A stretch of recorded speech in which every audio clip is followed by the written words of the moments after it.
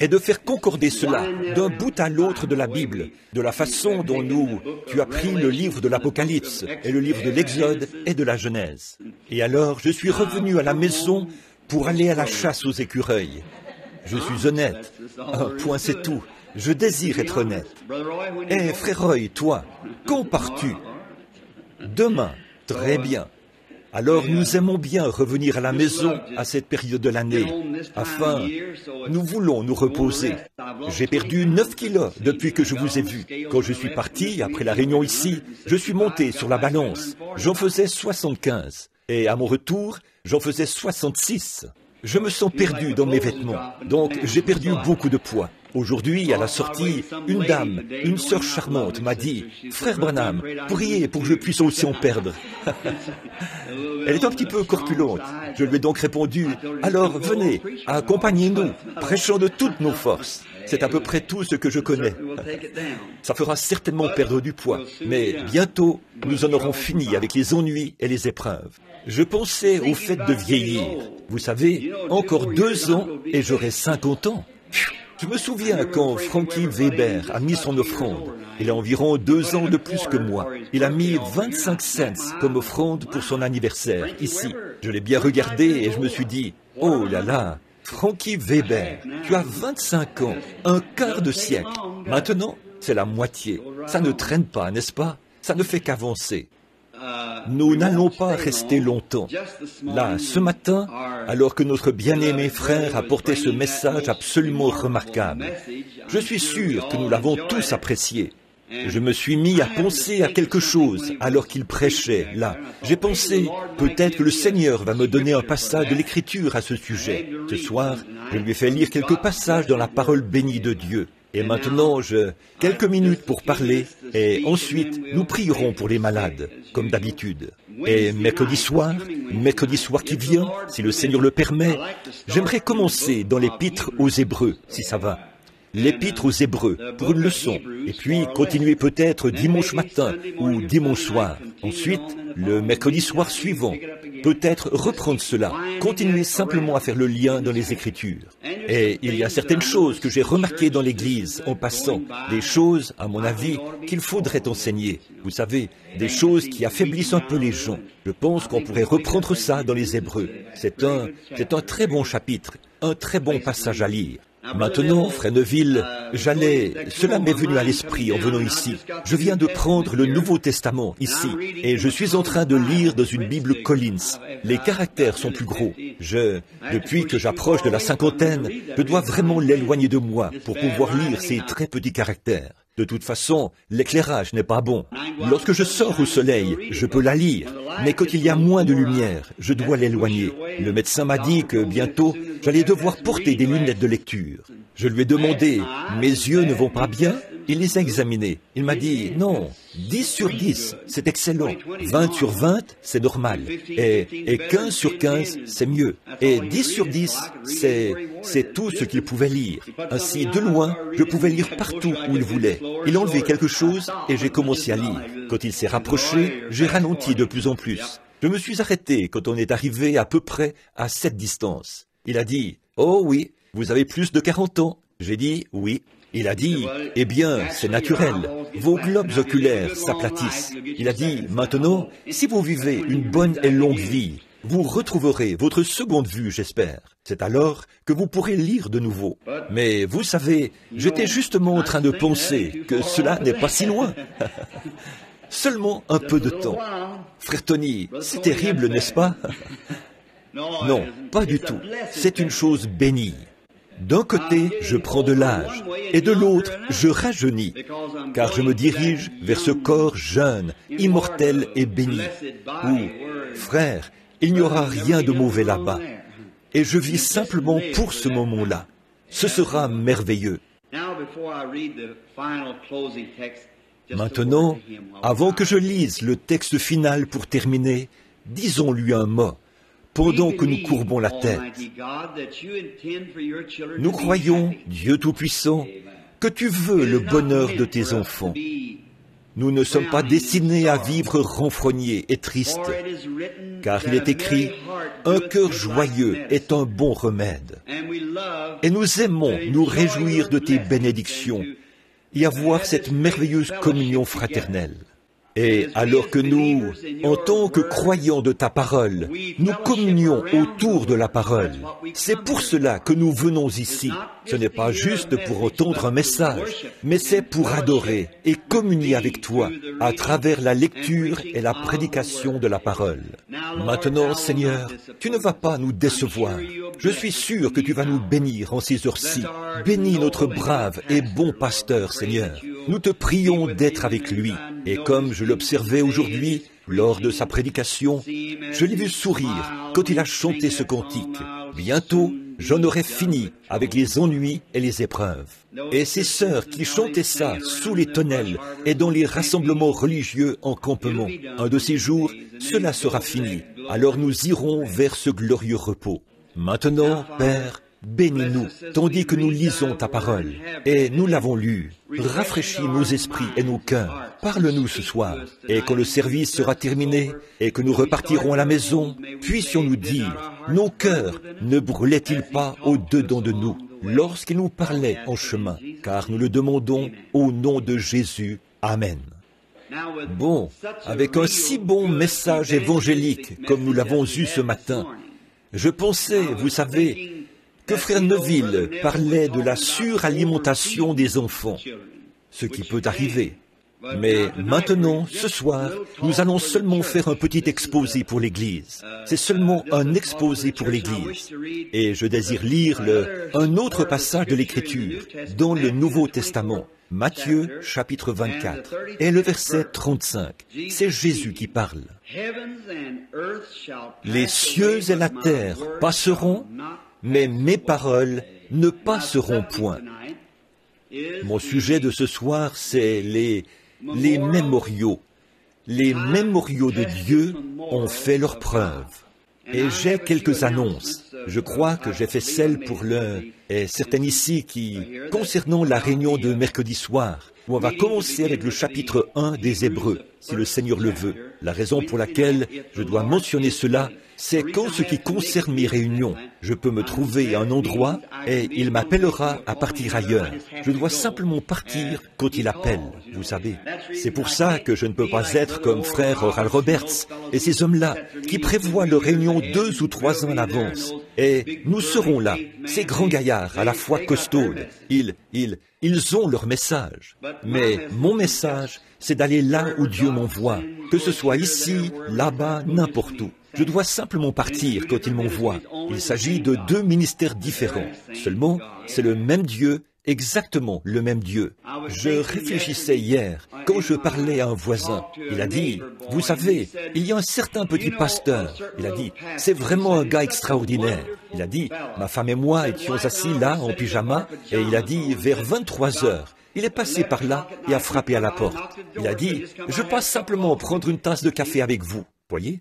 Et il a dit, il a traversé la rue pour aller chez un autre voisin, alors qu'il s'apprêtait à aller au lit. Il a mangé là-bas un petit gâteau. Et simplement, et puis il a dit, il avait une petite école biblique pour les jeunes enfants. Et il avait là tellement de petits, lui et sa femme, qu'ils ont dû dresser des tentes à l'extérieur pour accueillir ces enfants. Je suis rentré et me suis mis à réfléchir. Tu sais, c'est exact. Ça, c'est un petit gars extraordinaire. Et je crois, frère Freeman ici, je crois que son fils va à l'église luthérienne de la foi, ici. Un petit homme extraordinaire et son épouse, ils font un grand travail pour le Seigneur. Et j'ai pensé, je me suis mis à laver ma voiture et j'ai été découragé. J'ai pensé, pourquoi est-ce que moi, je ne peux pas faire ça? Voyez, aller prendre tous les enfants et qu'ils me suivent partout. J'aime les enfants. Et pourquoi ne puis-je pas passer de maison en maison, d'un lieu à l'autre, comme ça? Et quelque chose m'a dit, tu n'as pas été appelé à cela. Il fait simplement ce que Dieu lui a dit de faire. Par contre, il nous faut quelqu'un qui se tienne là, comme c'est Oral Roberts et les autres, un Josué avec une épée, avec un message de foi et de délivrance. Voyez, il nous faut des gens qui ont de ce genre-là, quelqu'un qui est ceci, mais toutes ces choses se rejoignent pour former un grand tout. C'est ça, l'Église de Dieu. Il y a un moment, je m'entretenais avec une jeune femme qui était découragée et qui avait le cœur brisé.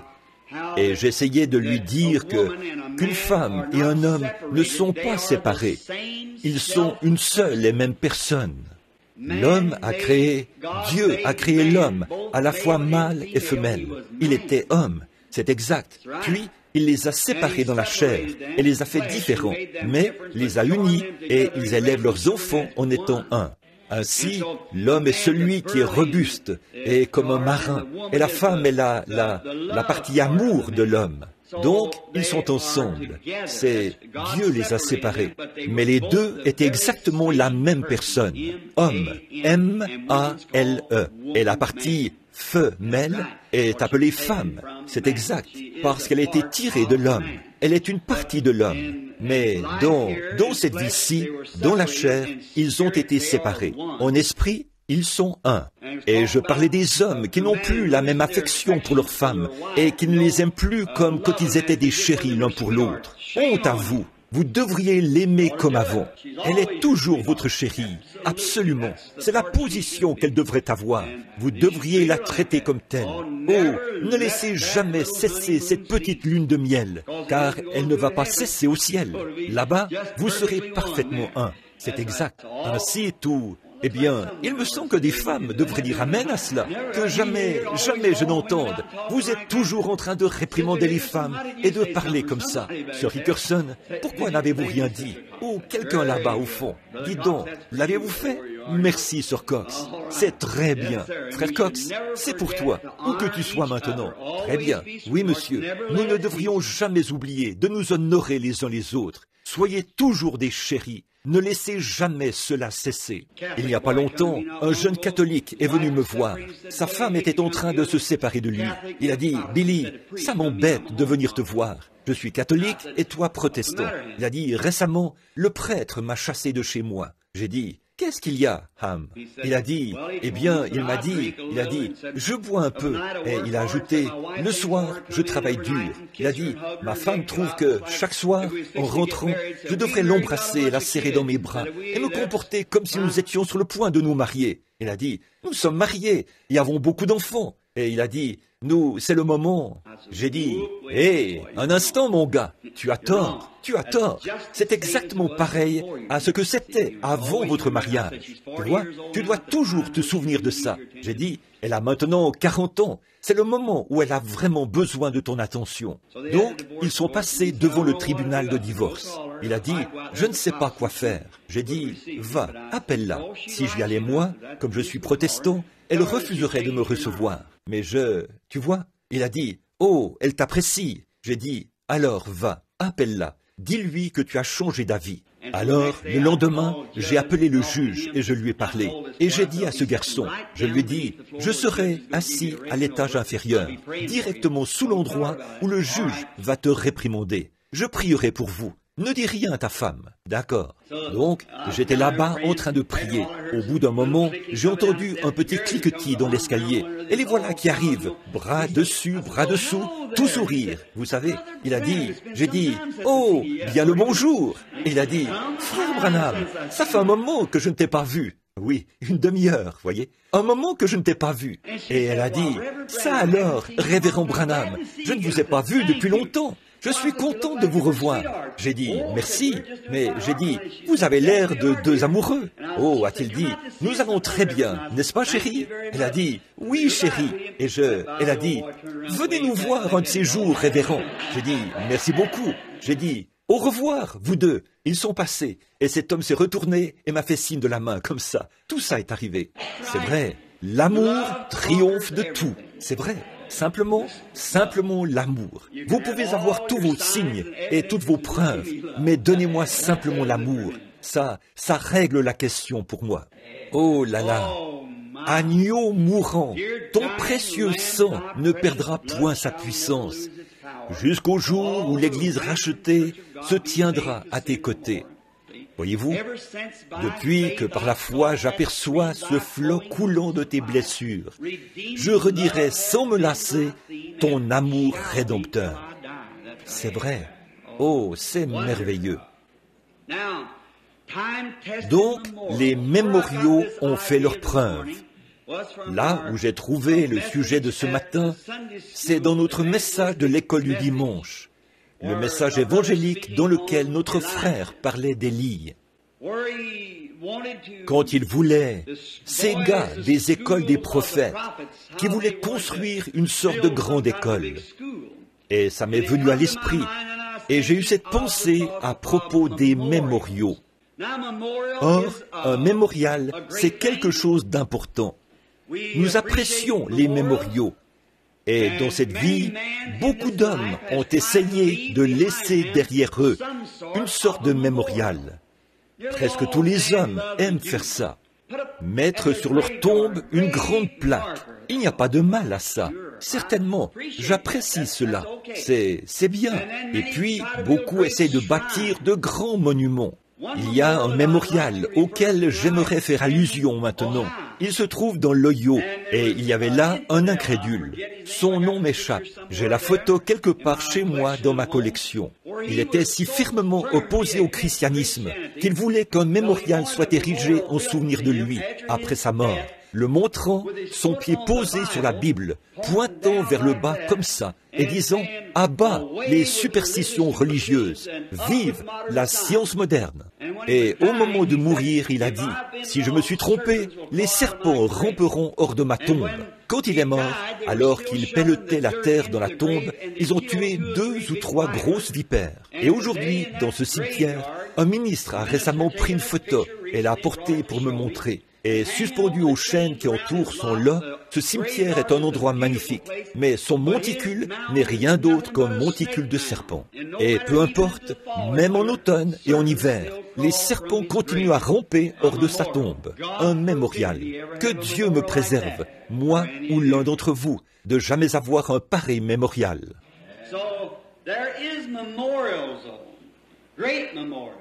Mais il y a des mémoriaux, de magnifiques mémoriaux. Je pense à Josué, le vaillant guerrier. Quel grand homme il a été, lui qui a pris l'armure de Moïse, comme chef de ces 2 millions de Juifs. Moïse qui avait été choisi, appelé, mis à part pour un service. Et que Josué se lève pour prendre la place de cet homme. C'était vraiment faire quelque chose de grand, succéder à ce prophète. Un vaillant guerrier, appelé, prédestiné et ordonné de Dieu. 400 ans bien avant sa venue, Dieu avait dit qu'il les délivrerait et les visiterait. Et quel guerrier Moïse avait été! Jamais aucun homme n'a pu prendre la place de Moïse, jusqu'à ce que Jésus-Christ le fasse. Et il a dit lui-même, « L'Éternel, ton Dieu, te suscitera du milieu de toi un prophète comme moi. Et il arrivera que, si vous n'écoutez pas ce prophète, quiconque n'écoutera pas ce prophète sera retranché. » Très bien. Maintenant, ce grand mémorial. Josué est descendu à la rivière. Et après la mort de Moïse, Josué a pris sa place. Et Dieu était avec Josué. Il a dit, « Maintenant, sanctifiez-vous, lavez vos vêtements et séparez-vous et n'allez pas vers vos femmes. Et le 3e jour, Dieu va faire quelque chose. » Oh, un de ces soirs, au cours des réunions de dimanche, j'aimerais prêcher sur ce 3e jour et vous montrer la puissance qui s'y trouve, ce 3-là. Je l'ai mentionné ce matin dans la prière, montrant que chaque personne avait 3 choses et les nombres de la Bible. Donc, le 3e jour, vous verrez la gloire de Dieu. Maintenant, cela va allait montrer qu'il savait incontestablement de quoi il parlait, parce qu'il avait mentionné très précisément le moment où cela allait arriver. Et je peux imaginer comment Josué s'est senti lorsqu'il s'est tenu là, devant tous ces Israélites. Là, il fallait que sa parole soit vraie, et voilà que le Jourdain était en crue. Vous voyez, on reconnaît le caractère d'un homme à ses œuvres. Quoi que vous soyez, vos œuvres démontrent ce que vous êtes. Peu importe combien vous témoignez, qu'importe ce que vous dites, le pour ou le contre, ça n'a rien à voir. Ce sont vos œuvres qui indiquent ce que vous êtes, qui indiquent ce que vous êtes à l'intérieur. Tout travail que l'on fait manifeste ce que l'on est. Et vous, les hommes d'affaires, si vous ne faites que du bricolage, vous voyez ce que je veux dire? Qu'un travail fait à moitié, ne faites pas ça. Si vous ne pouvez pas le faire correctement, ne le faites pas du tout. C'est vrai. Quand vous venez à Christ, si vous ne pouvez pas vous livrer carrément et totalement et venir à Christ, ne venez pas du tout. Mais lorsque vous désirez vraiment être un chrétien, distinguez-vous, faites-en une réalité. C'est ce que Dieu veut que vous soyez. Et ça va démontrer, vos œuvres vont démontrer ce qu'est votre caractère. C'est aux œuvres que vous faites qu'on reconnaît votre caractère. Et maintenant, Josué, sa parole était en jeu. Oui, monsieur, exactement comme pour Noé autrefois.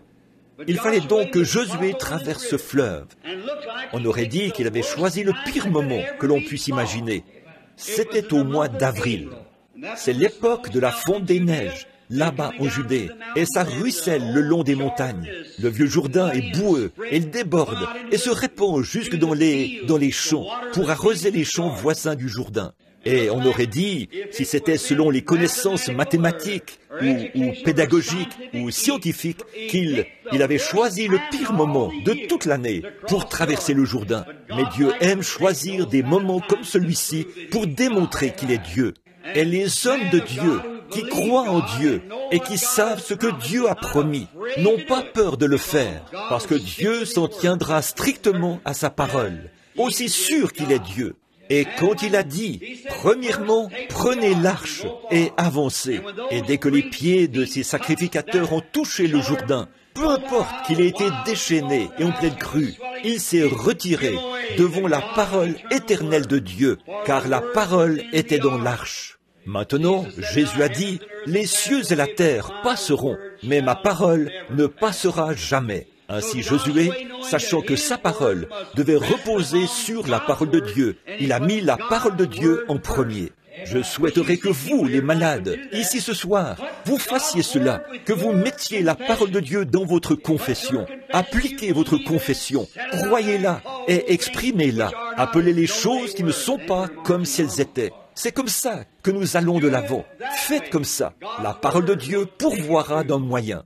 Et dès que les pieds des sacrificateurs ont touché le Jourdain, il s'est retiré de part et d'autre. Et l'eau s'est arrêtée. Vous rendez-vous compte? Le grondement de ce fleuve aurait entraîné la formation d'une berge. En 20 minutes, elle aurait été aussi grosse que certains de ces gros barrages modernes que nous avons, comme là-bas, le barrage Boulder sur le Colorado. La manière dont le Jourdain déferle là-bas, depuis les montagnes, avec une grande force, qu'il déferle dans ces vallées.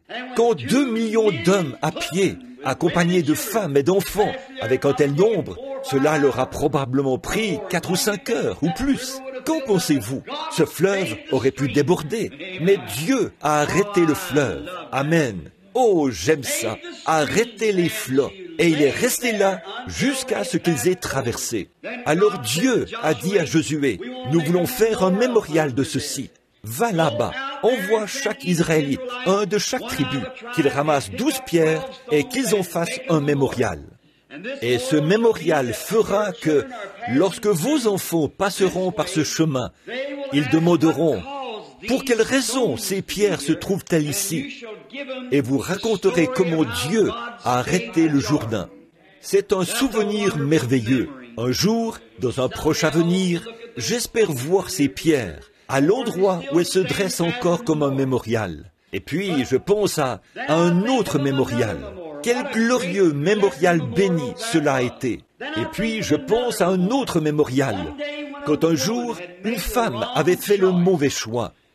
Elle a décidé de ne pas rester dans les plaines bien arrosées ou plutôt de rester dans les plaines bien arrosées de Sodome et Gomorrhe, et de se montrer sociable, et de vivre comme les autres femmes en ce temps-là. Elle n'a pas fait le bon choix.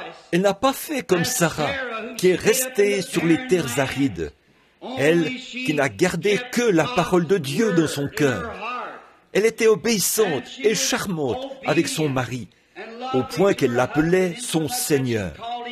Et c'est là que Dieu est descendu, accompagné de 2 anges, pour les visiter dans la tente.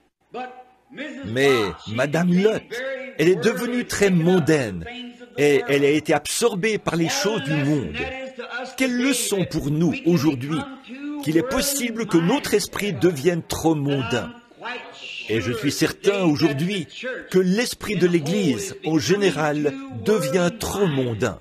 Peut-être bien que ce n'était pas l'intention de Madame Lot de devenir comme ça, quand elle est descendue là-bas. Elle s'est dit, je vais simplement me montrer sociable. C'est bien d'être sociable, mais ne prenez pas les habitudes du monde. Quand vous allez quelque part, allez-y comme Shadrach, Meshach et Abednego, et Daniel. Ils avaient résolu en leur cœur qu'ils ne se souilleraient pas, peu importe ce qui arriverait. Peu importe que les autres dans l'Église rétrogradent, quoi qu'il arrive, ils avaient résolu cela en leur cœur. Et aujourd'hui, ils sont un mémorial.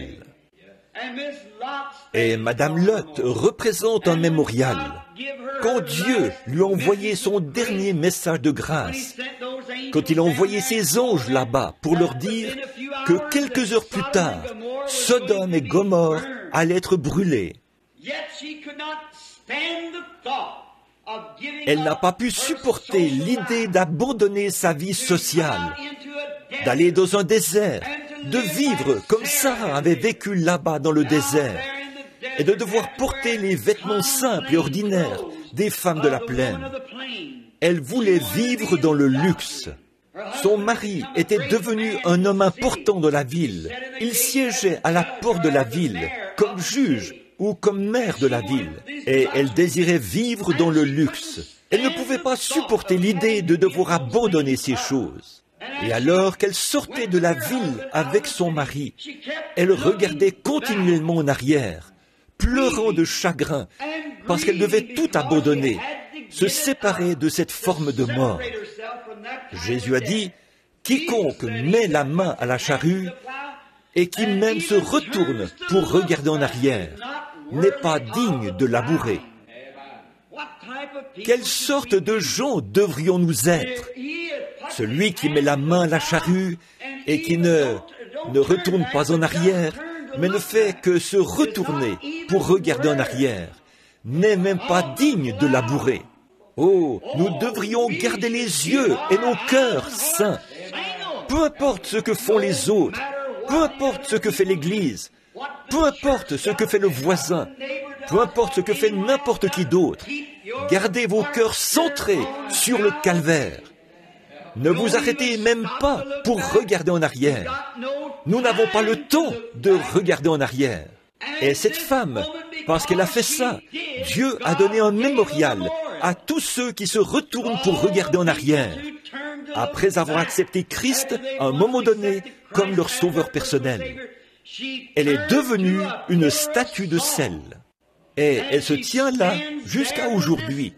On peut la voir dans les champs. Une femme debout, la tête tournée, regardant en arrière. Et elle regarde en arrière par-dessus son épaule gauche. Elle regarde en arrière vers les champs. Son cœur était là-bas derrière.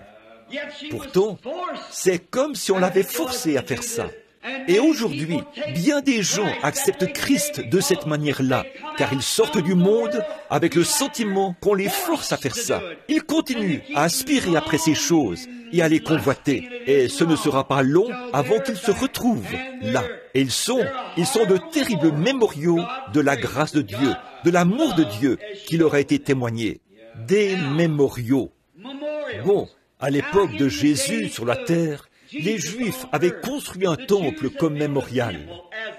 Et ils avaient fait remarquer à Jésus combien ce temple était magnifiquement construit. Et il a dit, il avait fallu 40 ans pour construire le temple, environ 80 ans au total.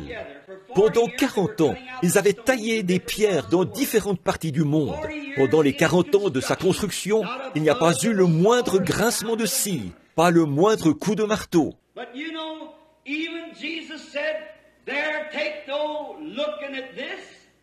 Mais vous savez, même Jésus a dit ici, « Ne regardez pas à cela, car je vous déclare qu'il viendra un temps où il ne restera pas pierre sur pierre, pas une pierre sur l'autre. » Juste avant cela, il avait prononcé ces belles paroles mémorables. Les cieux et la terre passeront, les temples passeront, les mémoriaux passeront, mais ma parole demeure le mémorial éternel. L'arche a pourri il y a des années. Les tombeaux des prophètes se sont effondrés. Et tous les autres mémoriaux sont tombés en ruine avec le temps. Et les pierres ont été emportées.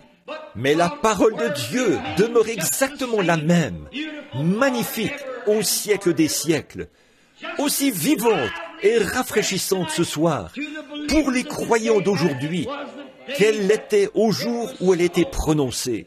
Pas étonnant qu'elle lit ce matin, dans le message que notre frère nous a apporté.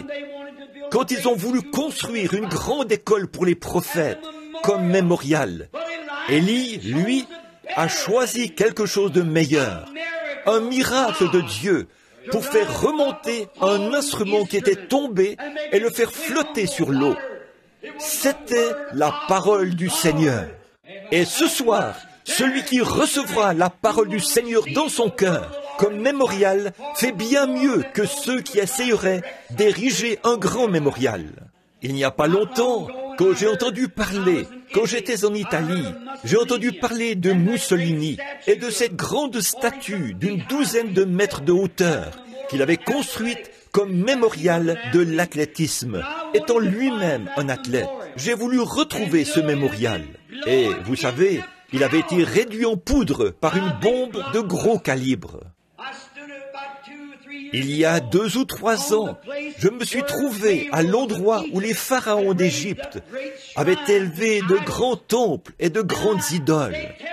Et on m'a dit qu'il faudrait creuser le sol à une profondeur de 6 mètres pour trouver le terrain sur lequel se dressaient ces mémoriaux. Je me suis trouvé là où César Auguste, Hérode et les grands de Rome se sont tenus. J'ai marché dans une rue près de celle qu'il empruntait en quittant le palais, et elle est à environ 8 mètres sous terre. Ces mémoriaux ont disparu, mais cette parole vivante de Dieu reste exactement la même et tout aussi précieuse. Voilà un mémorial.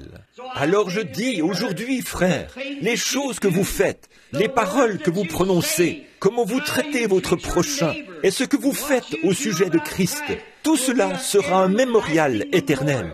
Vous pouvez avoir une belle maison à laisser à vos enfants. Vous pouvez travailler pour laisser des biens à vos enfants. Mais moi, je préfère leur laisser la parole de Dieu plutôt que toute autre chose. Ces maisons disparaîtront. C'est tout à fait en ordre. C'est bien. Je n'ai rien contre ça. Mais ne faites pas ces choses mineures en négligeant les grandes choses. Vous voyez? Parce que la parole la maison va périr, et les gens périront avec elle. Mais la parole de Dieu les ressuscitera dans les derniers jours. Elle leur redonnera la vie éternelle et immortelle. Alors, pour constituer un tel patrimoine, la parole éternelle de Dieu. Je pense à ce vieux cantique que nous chantions ici autrefois, il y a des années. Le temps n'est que changement rapide. Rien sur terre n'est immuable. Bâtis ton espoir sur les choses éternelles. Tiens la main du Dieu vivant. À la fin de notre voyage, si vous êtes trouvés fidèles, votre belle demeure dans la gloire, votre âme ravie verra. C'est tellement mieux de regarder là, alors que vous vous dirigez vers le soleil couchant, que vos veines se refroidissent dans votre corps, que vos enfants sont là autour du lit, en sachant que vous avez construit un mémorial, que, mes chéris, un jour papa vous retrouvera de l'autre côté. Je préférerais avoir ça. Quand le médecin dit « Billy, on ne peut plus rien faire pour toi », alors je vois mes petits-enfants et je les embrasse pour leur dire au revoir. Je dis « Mais papa n'est pas en train de mourir, il va se reposer à un certain endroit, car si cette tente où nous habitons sur la terre est détruite, j'en ai une qui m'attend déjà. un mémorial qui rend un tel témoignage. J'aimerais mieux faire cela devant mes enfants que de dire « Mes chéris, j'ai pour vous $1 million dans cette banque et $1 million là dans cette autre. » Je préférerais laisser ce témoignage-là. Nos départs laissent derrière nous des empreintes sur les sables du temps, des empreintes que peut-être un autre, naviguant sur l'océan solennel de la vie, un malheureux frère naufragé, voyant cela, reprendra courage. Absolument, laissez-leur comme mémoriaux vos témoignages. Combien je me souviens ce soir d'un vieil homme étendu là, qui vivait ses dernières heures. Il m'a appelé l'autre jour. Il voulait que je prêche à ses funérailles au tabernacle de Paul Rader. Il s'agit de mon cher ami F.F. Bosworth, un saint consacré qui allait rencontrer son Créateur. Il a dit, « Frère Branham, c'est maintenant le moment le plus heureux de ma vie. » Il a dit, « Je suis si heureux de savoir que je vais le rencontrer. J'ai de la peine à dormir la nuit. » J'ai entendu parler de Madame Aimée McPherson, sans vouloir lui manquer d'égard. Une femme merveilleuse. Je vois des failles ici et là. Je vois des failles de Smith, Wigglesworth et du docteur Price et de beaucoup de ces grands hommes. Mais je n'ai jamais entendu quelqu'un parler d'une seule faille laissée par F.F. Bosworth. Oh Dieu, que ma fin soit pareille. Un mémorial de la grâce du Seigneur Jésus-Christ. Je me souviens de Howard Cadell par ici, il n'y a pas longtemps, quand il était tendu par terre. Lui, un ivrogne qui jouait à l'argent, et les mouches qui s'envolaient de sa bouche, alors que sa chère vieille maman, là-bas, avait prié et cru. Elle s'était accrochée à Dieu pour son fils ivrogne. Eh bien, quand il a quitté ce monde, il a laissé un témoignage et un mémorial de la grâce suffisante du Dieu Tout-Puissant. Quand la parole de Dieu lui est présentée dans la prière, Dieu est tenu d'y répondre. Dieu est en train de construire une église comme mémorial. Un mémorial de son sacrifice. Christ n'est jamais venu sur terre pour mourir en vain. Sa mort ne sera pas vaine. De ces pierres-ci, Dieu peut susciter des enfants à Abraham. Si les gens refusent de vivre cela, s'ils refusent de prendre ça en considération et de prendre conscience du grand don que Dieu leur a donné, de ces pierres-ci, Dieu peut susciter des enfants à Abraham. Assurément qu'il le fera. Quand j'y pense, et que je pense au grand prix qu'il a dû payer. Bon, à présent, tout le monde veut tout gratuitement, veut tout. C'est le mode de vie américain aujourd'hui. Obtenir tout ce que l'on peut pour rien. Frère, on n'a rien qui ait une quelconque valeur pour rien. Vous devez payer pour ce que vous obtenez. C'est exact. Vous devez payer. Et ça coûte cher. Et votre salut a coûté cher à Dieu. Il lui a coûté son Fils unique pour donner la vie éternelle à chaque homme et le rendre heureux ce soir et lui faire vivre des choses qui valent la peine d'être vécues.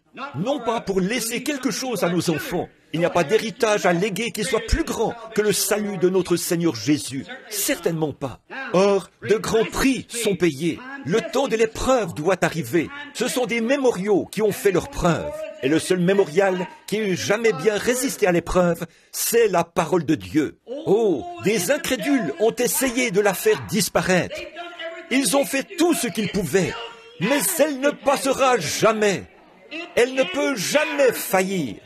Abraham, quand il a reçu ce mémorial de Dieu, tu vas avoir un bébé par cette femme, Sarah. Pendant 25 ans, il l'a cru de tout son cœur. Et il a nié tout ce qui était contraire, car il savait que Dieu tiendrait sa parole.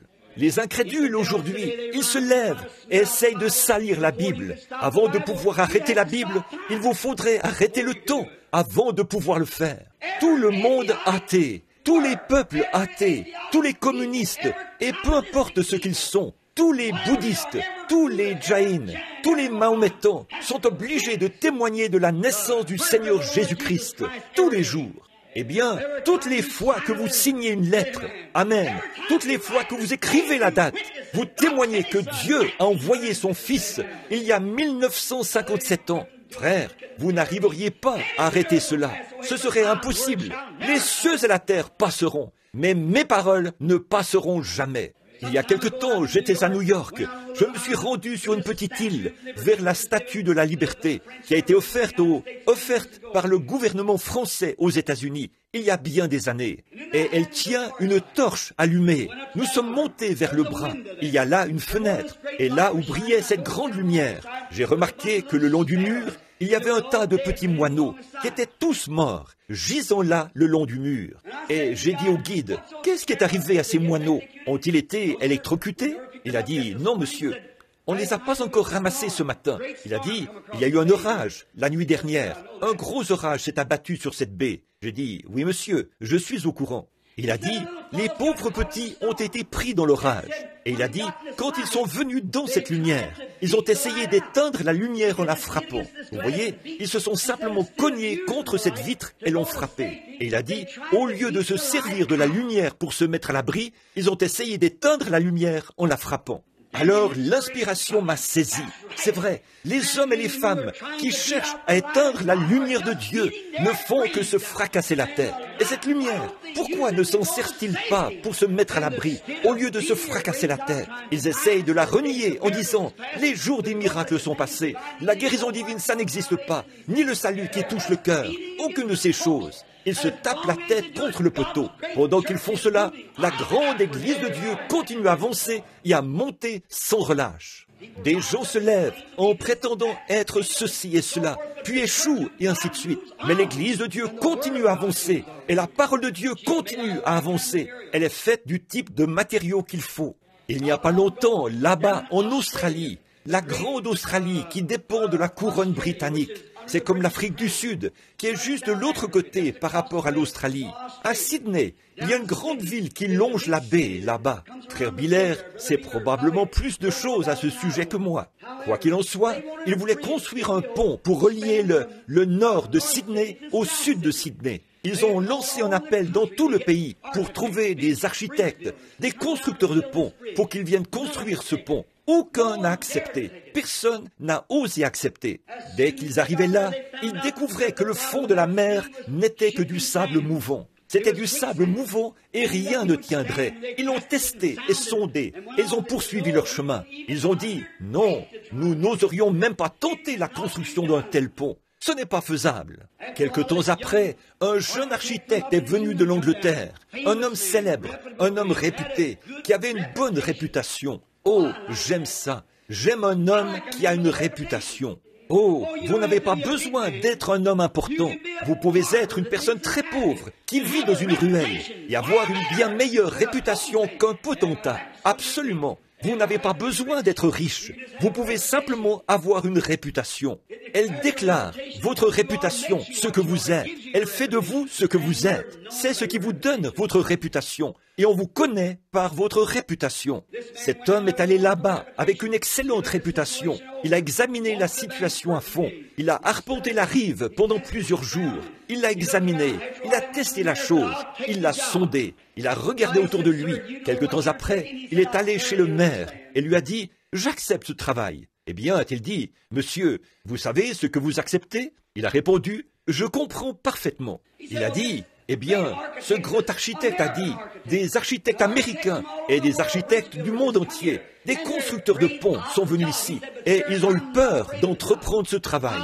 Il a dit, mais monsieur, moi, je n'ai pas peur de ce travail. Je l'accepte. Il a dit, je suis conscient que j'ai une réputation dans le monde entier en tant que constructeur de ponts, mais je vais mettre ma réputation au jeu, car je suis capable de le construire. Oh, il avait une vision. Avant qu'un homme puisse se faire une réputation, il doit avoir une vision de ce qu'il fait. Oh, béni soit le Seigneur. C'est pour cette raison qu'il y a un ciel où aller. C'est pour cette raison que nous pouvons avoir une réputation comme chrétiens. Nous savons quel genre de matériaux se trouve dans cet édifice.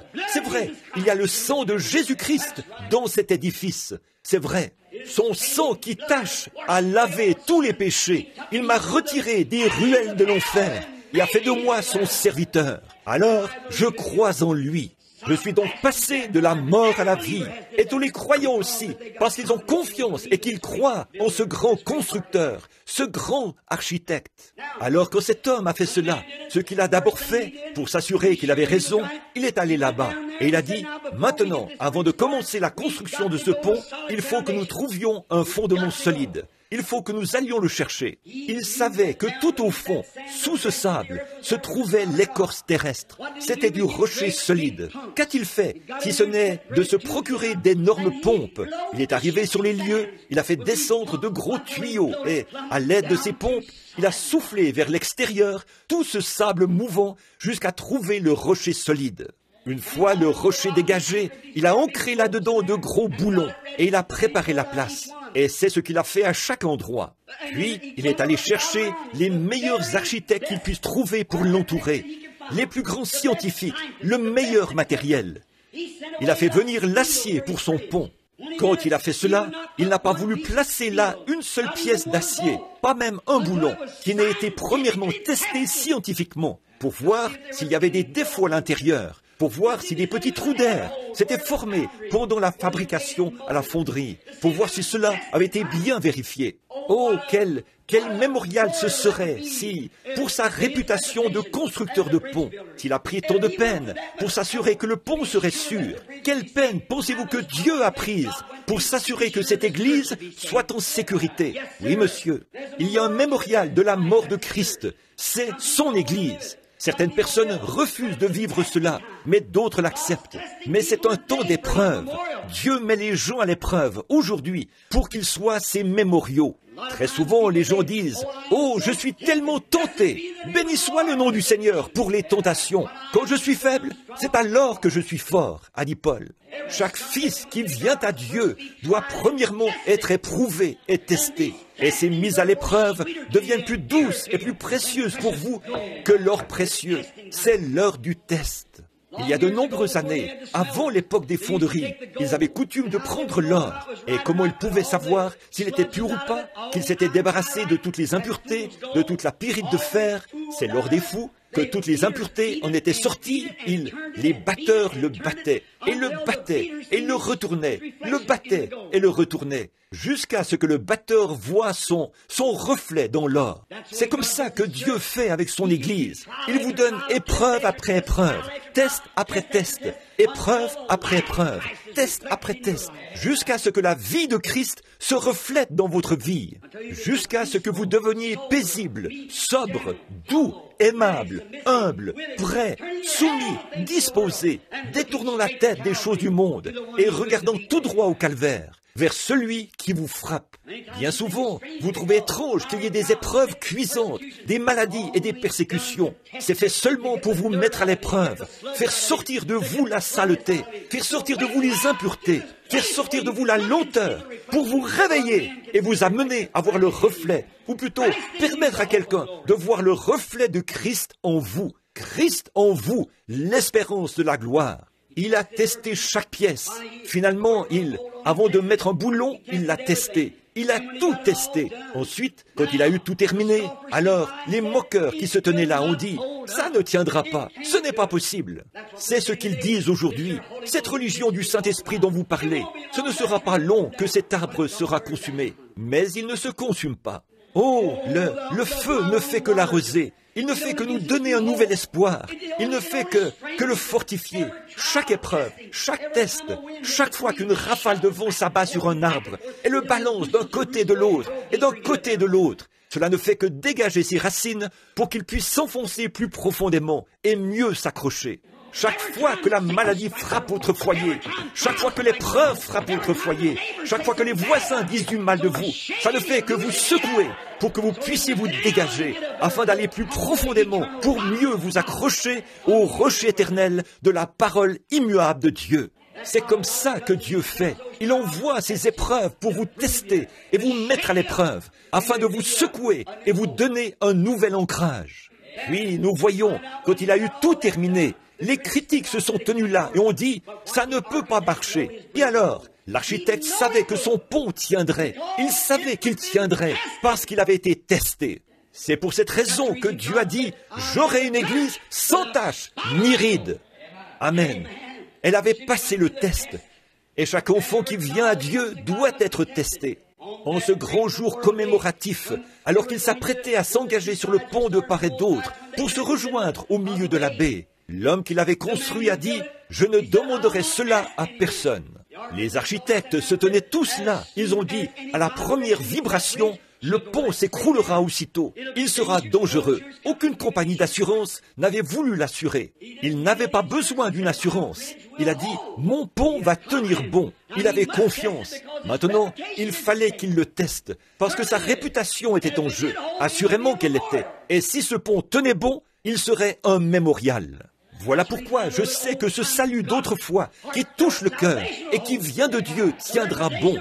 La réputation de Christ en dépend. Il ne nous donnera pas quelque chose pour bâtir une église qui soit une théologie fabriquée par l'homme, ni une expérience reçue dans une école, ou construire un séminaire comme il voulait le faire ce matin pour former des prédicateurs. Un vrai prédicateur vient du séminaire de la grâce de Dieu, d'un appel de Dieu, et cela a fait ses preuves. C'est vrai, cela tiendra bon. Dieu a confiance en vous. Nous avons confiance en lui. Le pont va. Le vieux poète a dit, « Mon ancre tient bon au-dedans du voile. Dans chaque orage et chaque tempête, mon ancre tient bon au-dedans du voile. » Nous ne savons pas qu'est-ce qui tient bon, mais quelque chose tient bon. C'est vrai, le bateau est ancré là-bas, dans le port. Et il y a une corde de salut qui tient le cœur humain, afin que l'homme né de nouveau passe de la mort à la vie. Tous les démons de l'enfer ne pourraient le faire douter de cela. Il y a quelque chose qui tient bon à l'intérieur. Qu'il soit ballotté, qu'il soit secoué. Amen. Il tiendra bon à tous les coups, parce qu'il se trouve en Jésus-Christ.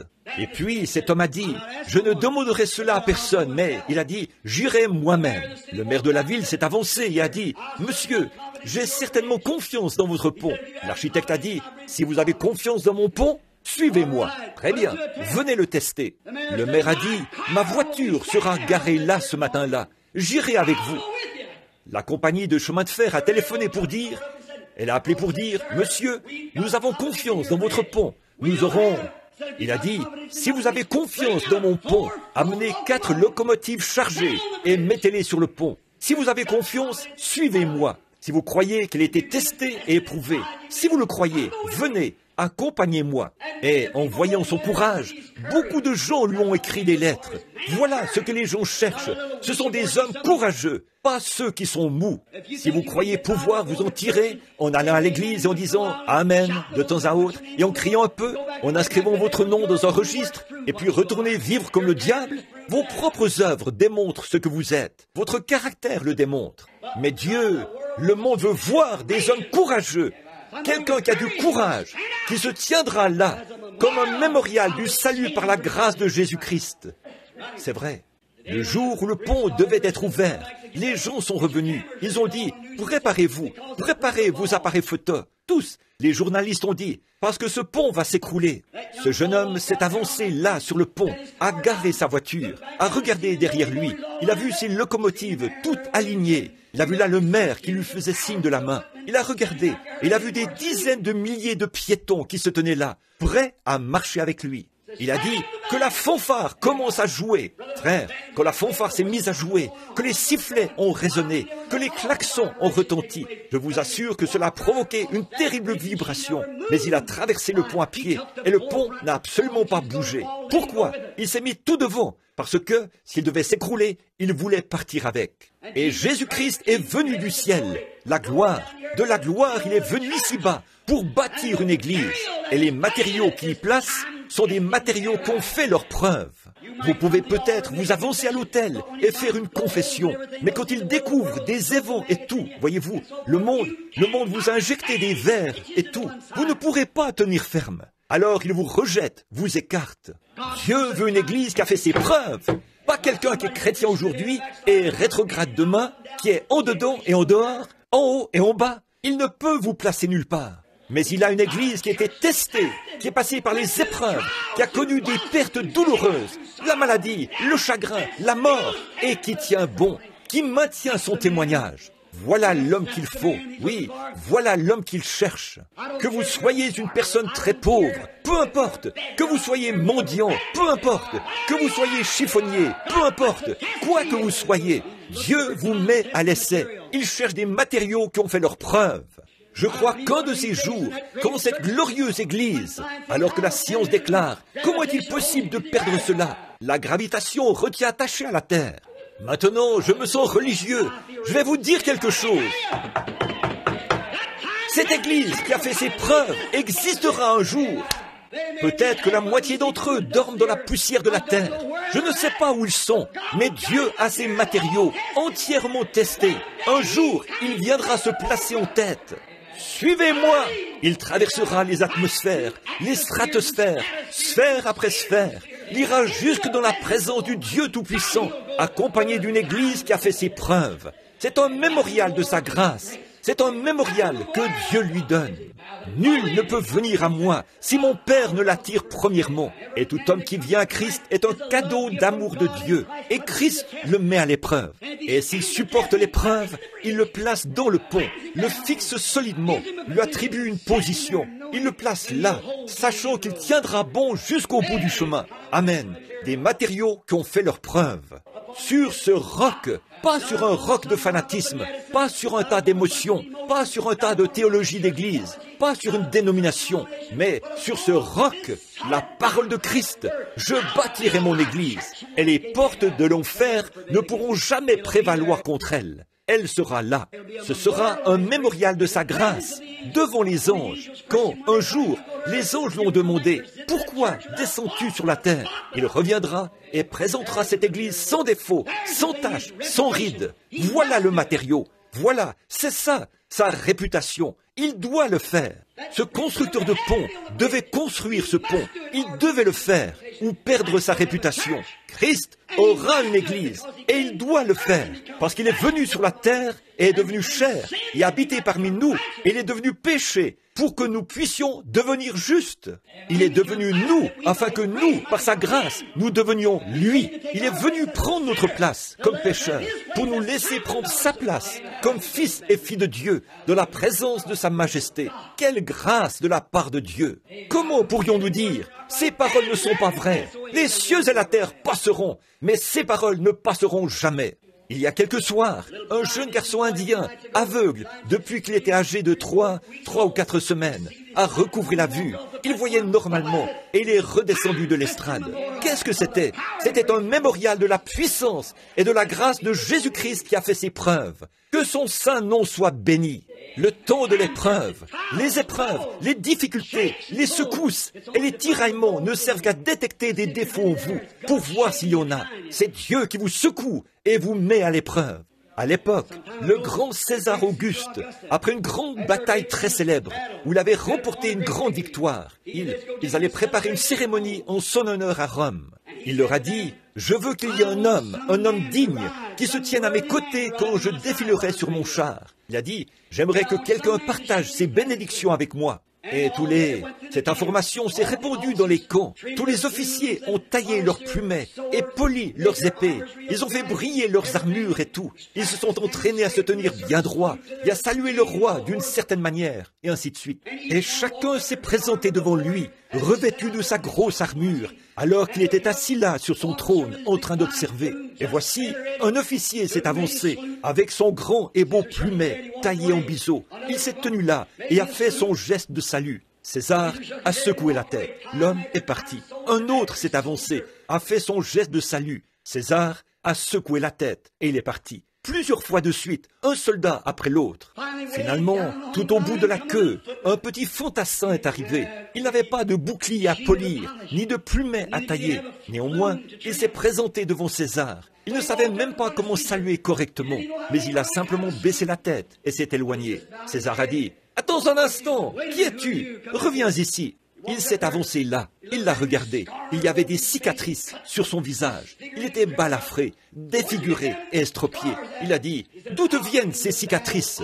Il a dit, « Du champ de bataille, alors que je me battais pour mon seigneur César. » Il a dit, « Monte ici et assieds-toi à mes côtés. Tu es celui qui était testé et qui a fait ses preuves. » Frère, ce n'est pas le moment de tailler des plumets. Ce n'est pas le moment de recevoir de l'instruction. C'est l'heure de faire ses preuves. C'est le moment où Dieu teste son Église pour trouver les cicatrices de dures épreuves, de combats et de batailles. Voilà celui qui se tiendra à ses côtés dans le char. Oh, combien Élisée a été testé et mis à l'épreuve avant de pouvoir revêtir un manteau de prophète. Voyez comment Élisée a jeté ce manteau sur son épaule. Il fallait qu'il soit l'homme approprié. Élisée l'a observé là dans le champ pendant qu'il labourait. Dieu a dit, voilà l'homme qu'il faut. Voilà l'homme qui peut porter ce vêtement. Voilà l'homme qui peut porter ce manteau. Il peut prendre ta place.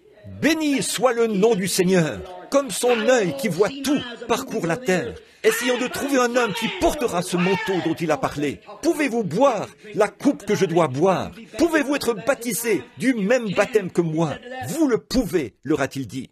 Alors nous, aujourd'hui, qui sommes l'Église, on doit revêtir le manteau de Christ, toute l'armure de Christ, tout, le bouclier et la cuirasse et l'armure, afin qu'en ce jour-là, nous puissions nous tenir là, irréprochables. Ils cherchent des matériaux qui ont fait leur preuve, afin qu'ils puissent dire, voilà mon serviteur, je l'ai mis à l'épreuve, je l'ai testé, je l'ai fait passer par là, comme Job. Il réussit toujours à 100%. Que Dieu soit miséricordieux envers nous, afin que nous puissions prendre Dieu au mot et être des mémoriaux qui ont fait leur preuve. Prions. Père béni, nous te remercions, Dieu très saint, du plus profond de nos cœurs, de nous faire passer des temps d'épreuve, chaque épreuve. Elle ne nous démoralise pas, Seigneur, mais nous sommes reconnaissants que ta grâce est suffit pour nous aider à surmonter ces durs moments d'épreuve. Ce soir, combien cela a transporté de joie l'auditoire quand cet homme a parlé de grâce infinie et quand nous sommes arrivés à ce couplet-ci, que de dangers, de labeurs et de pièges j'ai déjà traversé. La grâce m'a mené en sûreté jusqu'à présent et la grâce me mènera à la maison. Oh, cela a transporté de joie le cœur des gens. Nous croyons que cela s'alignait bien avec le message de ce soir, que c'est un temps d'épreuve, par des dangers, des labeurs et des pièges. C'était pour aider le chrétien, celui qui s'est examiné maintenant et qui sait qu'il est resté fidèle par la grâce de Dieu. C'était pour faire honte à ceux qui sont tombés, qui ont des hauts et des bas, qui s'en fichent et qui ont une vie dissolue. Oh Dieu, pas même une cicatrice qui témoigne des combats. Seigneur, nous te prions ce soir de sanctifier l'Église par ton sang sacré et glorieux et de libérer de tous les défauts, de tous les points faibles et de tous les filetages défectueux. Usine-les de nouveau et taraude-les encore une fois, Seigneur, et fais d'eux le bon matériau. Ô Père éternel et béni, écoute la prière de ton serviteur. Et pendant que nous avons la tête inclinée, s'il y avait une telle personne ici ce soir, qui sent qu'en ces temps d'épreuve, Dieu ne l'a jamais trouvé fidèle à son poste. Quand des disputes éclatent, vous jetez-vous dans la mêlée pour y participer. Quand des querelles éclatent, quand quand des différences surviennent dans l'Église, prenez-vous le parti des sectes et des cliques, et ainsi de suite. Écoutez-vous les commérages dans la rue et ailleurs. Si vous êtes coupable de ces choses, vous avez reçu les coups du diable. Alors retournons dans le haut fourneau ce soir et soyons refondus pour en ressortir, débarrassés de ces choses. Que Dieu nous filette et nous prépare pour que ce grand pont soit pris dans l'enlèvement. Si une telle personne est ici et voudrait qu'on pense à elle dans la prière, vous dites, frère Branham, comment saurais-je que ce mémorial éternel et immortel tiendra bon? Je vais vous citer sa parole, selon Jean 5, 24. Celui qui écoute ma parole, pas celui qui va à mon école, celui qui écoute mes paroles et qui croit à celui qui m'a envoyé a la vie éternelle et ne vient point en jugement, mais il est passé de la mort à la vie. Entendez-vous sa parole vous appelez ce soir? Si vous l'entendez et voulez qu'on pense à vous dans la prière, voudriez-vous lever la main?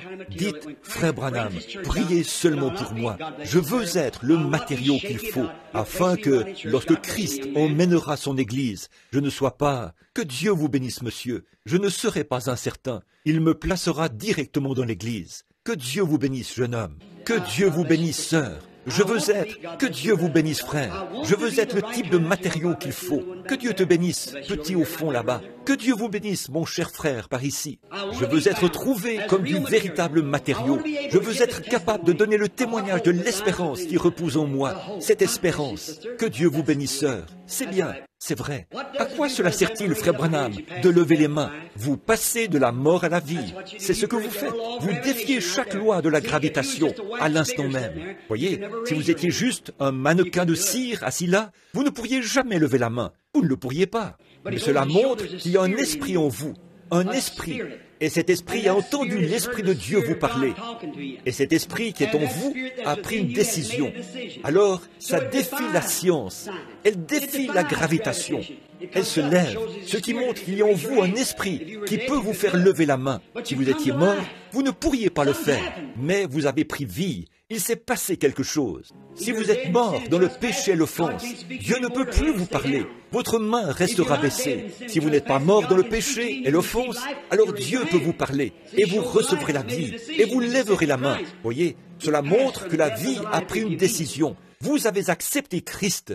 Vous êtes passé de la mort à la vie. Si vous êtes sincère, soyez sincère maintenant en levant la main. Dites, Dieu, sois miséricordieux envers moi. Fais de moi ce que je dois être et je te servirai toute ma vie. Je veux être trouvé prêt ce jour-là. Soyez béni, mon cher frère, là au fond. Que Dieu te bénisse, jeune garçon. Que Dieu vous bénisse là-bas, frère. Que Dieu soit avec vous. Que Dieu te bénisse, mon trésor. Très bien, quelqu'un d'autre. Que Dieu te bénisse, frère Roy, ici. Et que le Seigneur soit avec toi. Oui, Seigneur, que je sois trouvé digne, que je sois trouvé digne. Que Dieu vous bénisse, mon frère tout au fond. C'est certain, Dieu vous voit. Réjouissez-vous. Quelqu'un d'autre aimerait qu'on se souvienne de lui dans la prière en ce moment? Fais de moi. Très bien. Nous allons